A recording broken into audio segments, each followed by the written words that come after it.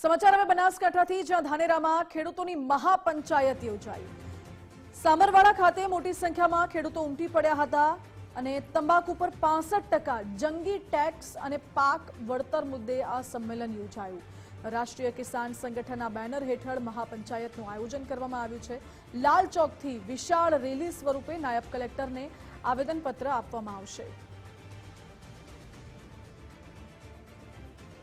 महत्वपूर्ण है कि मोटी संख्या में अहीं खेडूत सम्मेलन में खेडूतो एकठा थया हता अने खेडूतोने जे पाक नुकसान थयुं छे पाक नुकसान बाबते वळतर चूकववामां आवे तेवी मांग छे। आ साथे जे तंबाकू पर 65% जंगी टेक्स लादवामां आव्यो छे तेने लईने पण आ महासम्मेलનમાં મહત્વનો મુદ્દો તે બની રહ્યો છે।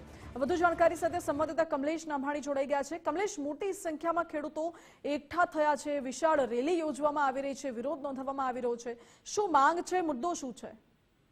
જી બિલકુલ, વાત કરવામાં આવે તો ધાનેરાના સામરવાડા ખાતે આજે ખેડૂતોની મહાપંચાયત યોજાઈ છે, જેમાં ખાસ કરીને કહી શકાય કે ખેડૂતોના જે પડતર પ્રશ્નો છે એટલે કહી શકાય તંબાકુ પર જે 65% જે જંગી ટેક્સ છે, તેના સિવાય જે પાક નિષ્ફળ ગયો હતો, જે વળતરની વાત છે તે પણ ક્યાંક ને ક્યાંક ગેરરીતિ થઈ હોય તેવા પણ આક્ષેપો સાથે અત્યારે ખેડૂતોની જે મહાપંચાયત છે તે મળી છે।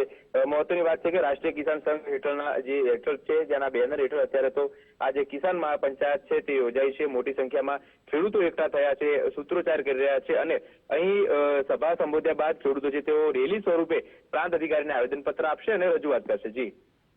જી કમલેશ, આભાર આપનો।